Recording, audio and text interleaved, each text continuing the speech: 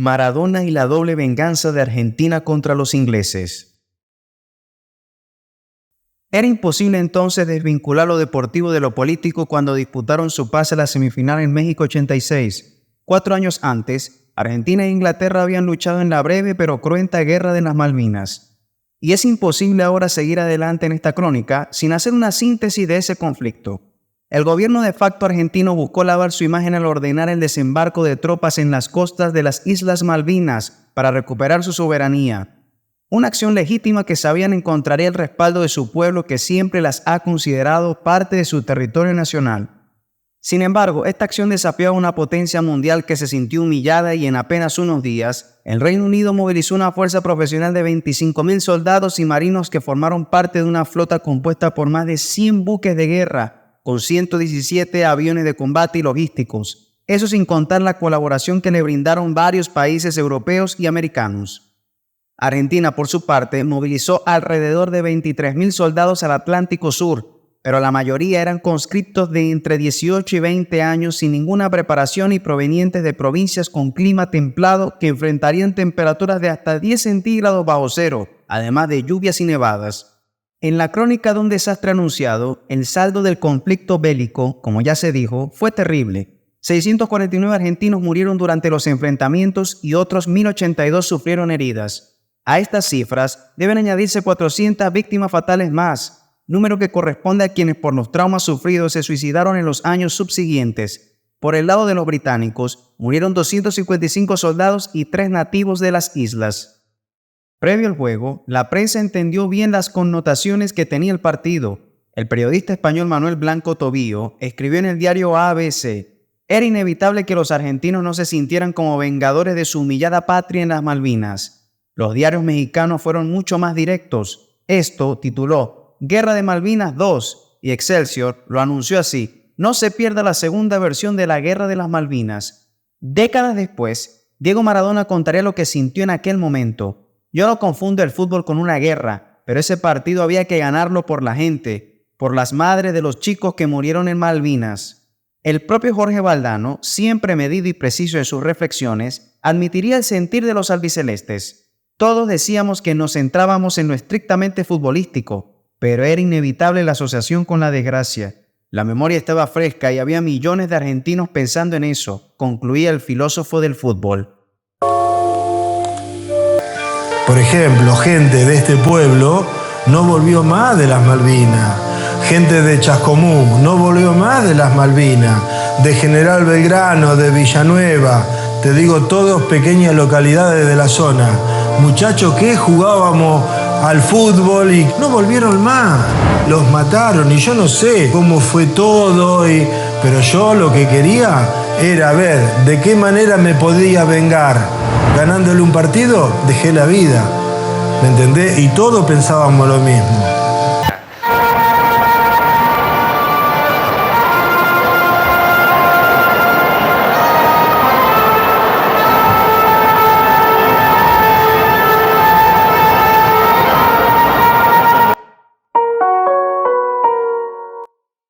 La mano de Dios. La venganza de los argentinos comenzó a tomar forma tras una acción donde salieron jugando desde el fondo. A la altura del círculo central, Diego inicia una internada donde elude a 3 rivales e intenta una pared con Valdano. El mal control del delantero permite que un defensor intercepte y haga un despeje por elevación hacia su arco. Era pelota fácil para el arquero, pero Shilton, quizás por exceso de confianza, comete varios errores. Salta a destiempo y alejado del balón, además de apenas despegar del suelo. Por el contrario, Maradona, en procura de la eventual devolución de la pared, venía en veloz carrera, lo que le permitió elevarse al máximo. Esta circunstancia hizo posible que, a pesar de los 20 centímetros de diferencia en estatura y la posibilidad del portero de utilizar las manos, llegaran los dos a la pelota en una especie de final de fotografía. Lo que nadie esperaba era que el balón terminara en el fondo de la red. Lógicamente, los ingleses reclamaron, algunos dirigiéndose al juez de línea y Fenwick persiguiendo al árbitro hasta la mitad del campo mientras le hacía señas indicándole que el gol había sido con la mano.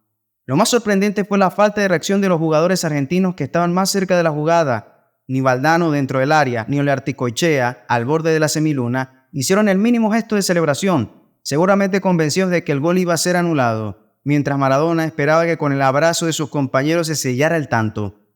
Pero como la felicitación se hacía esperar, el Pelusa tuvo que despabilarlos a punta de insultos. Checho, me dijo, pero lo hiciste con la mano. Cállate la boca, boludo, y abrázame. Cállate la boca y abrázame. Y ahí me empezaron a abrazar todos. Valdano me dijo, no me digas que fue con la mano, a mí me tenés que decir. Y yo le dije, después te cuento, Valdano, déjate de hinchar las pelotas. Al parecer, el después te cuento fue una promesa incumplida. Al menos así lo refieren su compañero de equipo, Oscar Ruggeri, y el propio técnico Carlos Salvador Vilardo, quien aún después de que Diego reconoció públicamente en 2005 que le pegó con el puño en el gol, con una sonrisa socarrona el doctor seguía diciendo que él creía que había sido con la cabeza. No vimos ninguno que la metió con la mano, pero a mí me llamaba la atención. Digo, ¿cómo le va a ganar al arquero que iba con las manos allá arriba?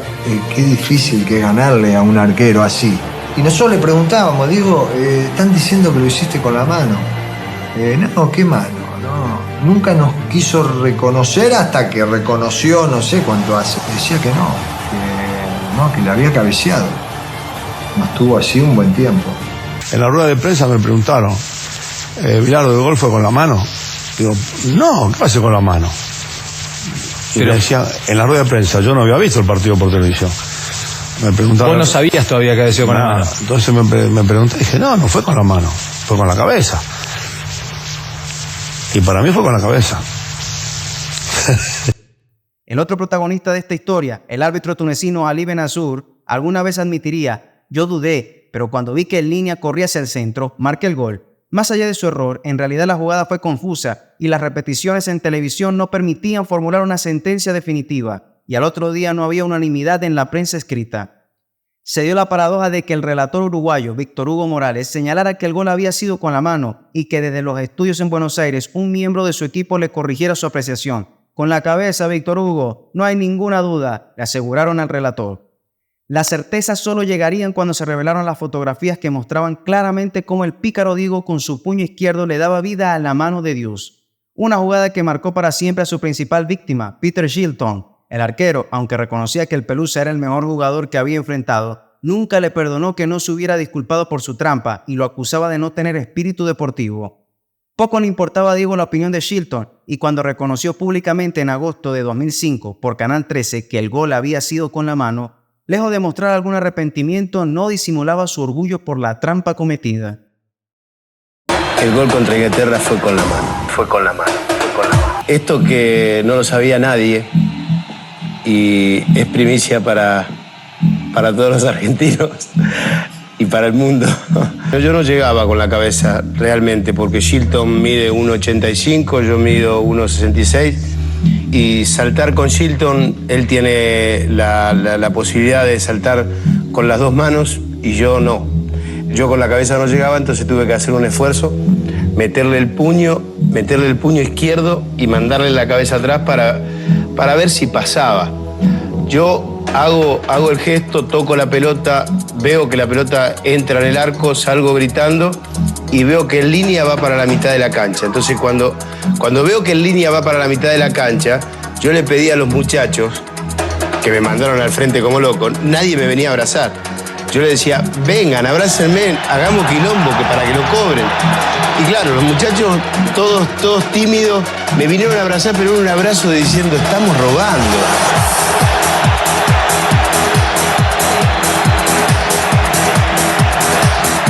Entonces, digo, bueno, pero sí, escúchame, el que le roba a un ladrón tiene 100 años de perdón. Ellos nos habían hecho un montón de cosas, porque ahí aunque nosotros no querramos mezclar la política con el deporte, nosotros sabíamos que lo que teníamos enfrente eran ingleses. Conociendo la locuacidad de Maradona, lo único que podría ponerse en duda de su testimonio es que no lo supiera nadie. Es más, él lo había reconocido públicamente, aunque de una manera mucho más tímida, en noviembre del 86, en el programa español Estudio Estadio, donde compartió el plató con Emilio Butragueño. Este es el primero. No, este es el primero. Es el famoso de la mano de Dios. ¿Esto cómo fue, Diego? ¿Cómo eso qué es? ¿Un impulso que se siente uno en ese momento? Yo creo que acá hay un poco todo, porque o sea, no es faltarle respeto a nadie. Uno cuando juega así en la calle, como jugábamos nosotros en Argentina, siempre hacíamos de todo, ¿no? Entonces el gol valía valía mientras el otro no se daba cuenta. Y eso es lo que hice ahí le di con todo, realmente, con la cabeza, y este es juego con la mano. Y este juego con la mano. Y este juego con la mano.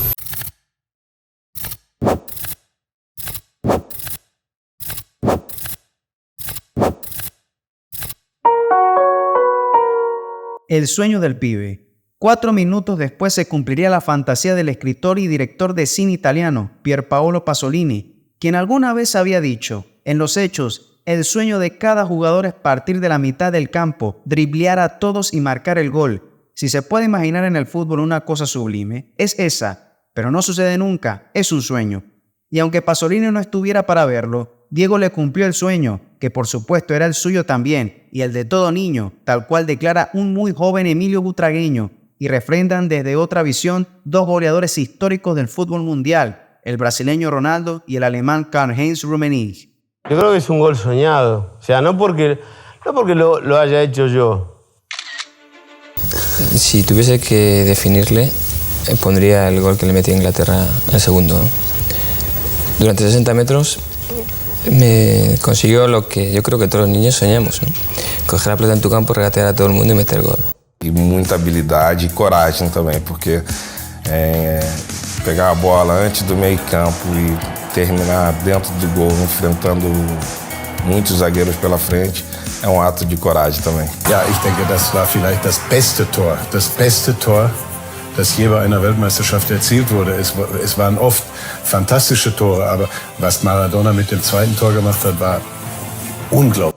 A las 4:09 de la tarde, el Estadio Azteca fue el escenario de una obra maestra que duró solo 10 segundos. Arrancó Maradona desde varios metros antes de la mitad de la cancha y tras recibir la pelota de Enrique, con un giro dejó en el camino a Beasley y Ray, gambeteó a Butcher y Fenwick, entró al área para esquivar a Shilton y la empujó al fondo de la red, mientras aguantaba la embestida de Butcher, que en un último intento por quitarle el balón casi le rompe el tobillo.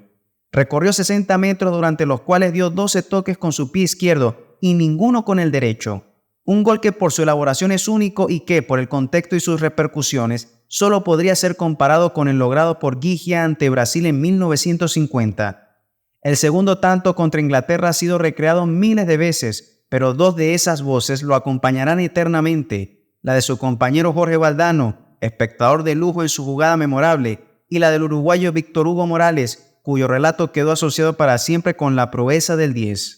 Cuando llegamos al vestuario, me dijo que durante toda la jugada había estado buscando un hueco para darme el balón a mí, que venía en el segundo palo acompañando, ¿no? O sea, eso nos da la referencia de la cantidad de ideas aprovechadas y desechadas que pasaron por la cabeza de Maradona en un espacio de 10 segundos, ¿no? Así funciona la cabeza de un genio en acción, ¿no? Ahí lo tiene Maradona, lo marcan 2, pisa la pelota Maradona, arranca por la derecha el genio del fútbol mundial, y es el tercero a tocar para Borruchaga, siempre Maradona, genio,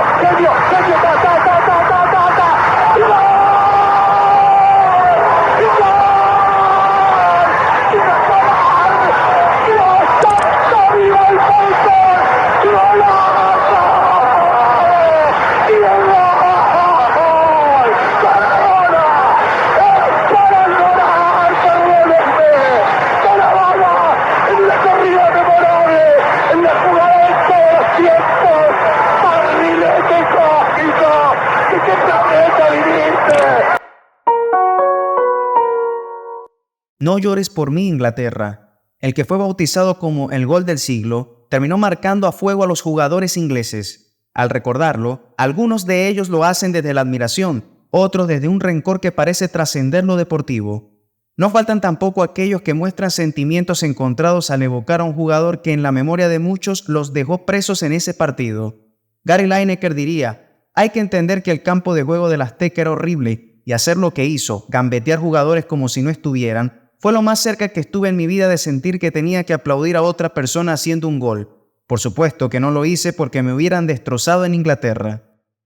He's my favorite player of all time, in my opinion, the best in the world ever. So to be there on that occasion, as much as it was hurting because it's against England, it was just a great goal to watch, I must admit. Although it was bad because it was against us, it was a great goal to watch.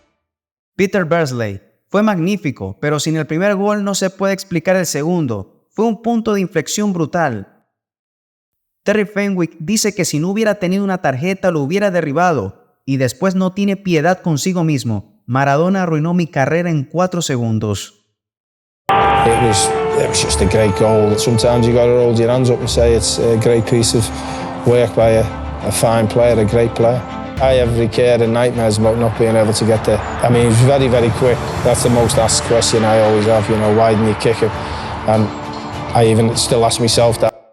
Terry Butcher no oculta su frustración. A todo el resto de los jugadores lo superó una sola vez, pero a mí me eludió 2 veces el pequeño bastardo. Alguna vez este duro defensor inglés llegó a decir acerca de Maradona, lo odio con pasión. Como contraparte al disfrute vivido por los relatores argentinos, queda también para el recuerdo el sufrimiento de los narradores británicos. Es políticamente incorrecto decirlo, pero sentir su angustia es un verdadero disfrute para los oídos de los hinchas argentinos y es imposible que no los invada la emoción, sobre todo para los contemporáneos que vivieron esa guerra como una pesadilla. Ni hablar de aquellos que la sufrieron en carne propia como los veteranos de las Malvinas y sus familiares. Maradona turns like a little eel and comes away from trouble. Little squat man comes inside Fabio, leads him for dead. Outside Fenwick leads him for dead and puts the ball away. And that is why Maradona is the greatest player in the world. He buried the English defence. He picked up that ball 40 yards out. First he left one man for dead. First he went past Jackson. It's a goal of great quality by a player of the greatest quality. It's England 0, Argentina 2. The first goal should never have been allowed. But Maradona has put the seal on his greatness. He's left the thumbprint on this World Cup. He scored a goal that England just couldn't cope with. They couldn't face up to. It was beyond their ability. It's England 0, Diego Maradona 2. Argentina with the ball, so it's, oh my god, he's a squat little man again, and he's moving up now, he's really giving up there, and he's passing through everyone, he's really got the ball, he's try and stop this guy, for God's sake, just stop him please. It's a goal. Alright, we're down under now. It's a great British Una corrida memorable. En la jugada de todos los tiempos. Barrilete cósmico. ¿De qué planeta viniste? Para dejar en el camino tanto inglés. Para que el país sea un puño apretado. Gritando por Argentina. Argentina 2, Inglaterra 0. Diego Armando Maradona. Gracias a Dios por el fútbol. Por Maradona. Por estas lágrimas. Por este Argentina 2, Inglaterra 0. Lo voy a decir una sola vez por todos los pibes que no pueden gritar esta victoria. Argentina 2, Inglaterra 1.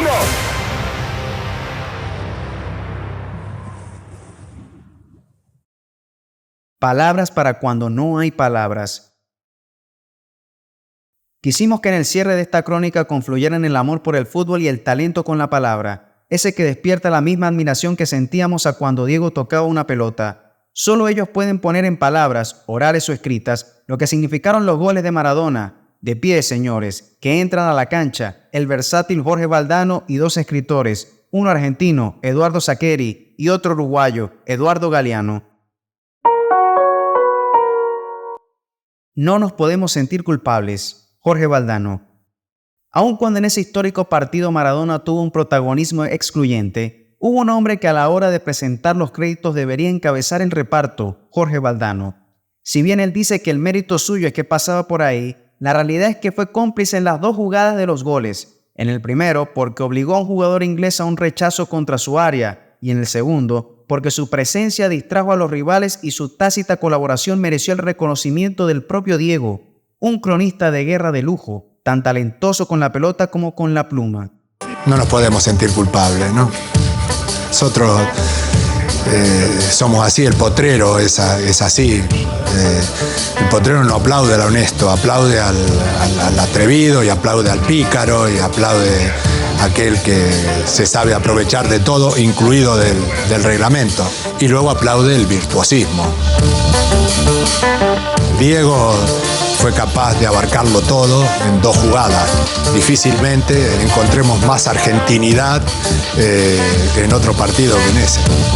Después del partido y a medida que han ido avanzando los años, aquellos que jugamos hemos entendido hasta qué punto aquel partido resultaba relevante para el aficionado medio. Era una especie de venganza, ¿no? Era decirle, con bombarderos cualquiera, vamos a ver ahora sin bombarderos, no. Sin bombardero ganamos nosotros. O mejor dicho, sin bombardero gana Maradona, porque la verdad es que esa obra fue muy personal y eso lo convirtió en un prócer inmediatamente.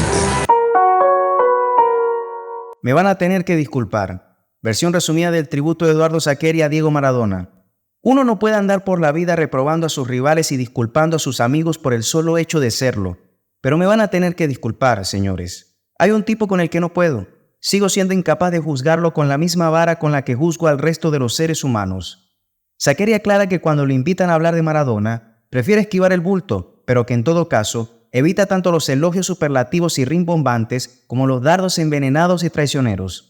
El escritor refiere que su deuda eterna con Diego nació en aquel partido contra Inglaterra del Mundial 86, 4 años después de la Guerra de las Malvinas. Así es como él describe aquel momento. No es un partido, mejor dicho, no es solo un partido. Hay algo más. Hay mucha rabia y mucho dolor y mucha frustración acumulada en todos esos tipos que miran la tele. Son emociones que no nacieron por el fútbol. Nacieron en otro lado, en un sitio mucho más terrible, mucho más hostil, mucho más irrevocable.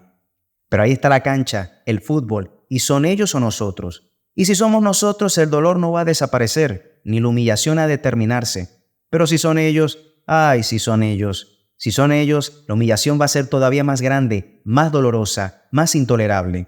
Vamos a tener que quedarnos mirándonos las caras, diciéndonos en silencio, ¿te das cuenta? Ni siquiera aquí, ni siquiera esto se nos dio a nosotros. Es fútbol, pero es mucho más que fútbol. Entonces va este tipo y se cuelga para siempre del cielo de los nuestros, porque se planta enfrente de los contrarios y los humilla, porque los roba, porque delante de sus ojos los afana, y aunque sea les devuelve ese afano por el otro, por el más grande, por el infinitamente más enorme y ultrajante.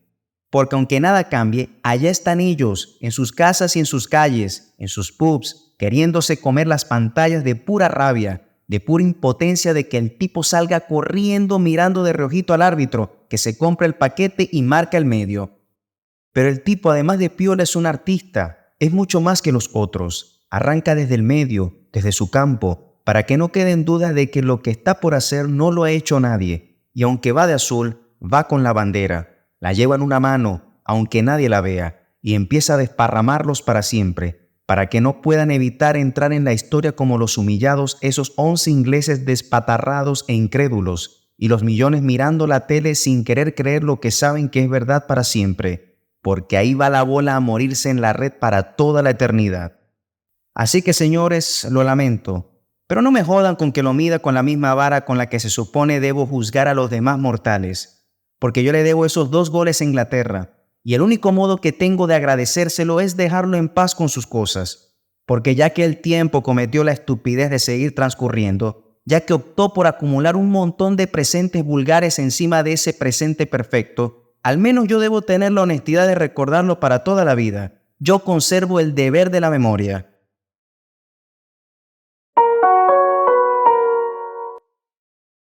El más humano de los dioses, Eduardo Galeano.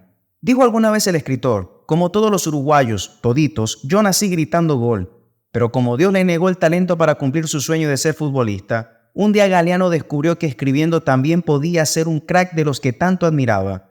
En 1995 publicó su libro Fútbol a Sol y Sombra, y después, a lo largo de su vida, siguió regalándonos frases que lo definían como un apasionado por el deporte rey. Para muestra un botón, yo no soy más que un mendigo del buen fútbol. Voy por el mundo, sombrero en mano, y en los estadios suplico una linda jugadita por amor de Dios. Eso explica su admiración por Maradona, a quien definió así. Fue el único jugador famoso que llamó a las cosas por su nombre. Ningún futbolista consagrado había denunciado sin pelos en la lengua a los amos del gran negocio del fútbol, hasta que Diego Armando Maradona lo hizo. ¿Y de qué manera lo hizo? El más famoso y popular de todos los ídolos del fútbol fue el que rompió lanzas en defensa de los jugadores que no eran ni famosos populares, la anónima multitud de jugadores que hacen fútbol en las canchas del mundo. Este ídolo solidario y generoso había sido el autor de los 2 goles más contradictorios de la historia del fútbol. 5 minutos, apenas 5 minutos separaban el gol del ladrón, el gol de la mano de Dios, del gol del malabarista, del prodigioso gol que con razón se dice que ha de haber sido el gol más hermoso jamás cometido en un campeonato mundial. Fue el famosísimo partido de Argentina contra Inglaterra, que convirtió a Maradona en un hombre adorado por los 2 goles, no solo por el gol, digamos, virtuoso, sino también por el gol pecador, y probablemente más por el gol pecador que por el virtuoso. Él se convirtió en una suerte de Dios sucio, el más humano de los dioses. Eso quizás explica esta veneración universal que él conquistó más que ningún otro jugador. Un Dios sucio, que se nos parece, mujeriego, parlanchín, borrachín, tragón, irresponsable, mentiroso, fanfarrón. Pero los dioses, por muy humanos que sean, no se jubilan. Y a la hora del adiós a las canchas, Maradona no pudo volver a la anónima multitud de la que provenía. La excitoína es una droga muchísimo más devastadora que la cocaína, aunque no la delatan los análisis de sangre ni de orina.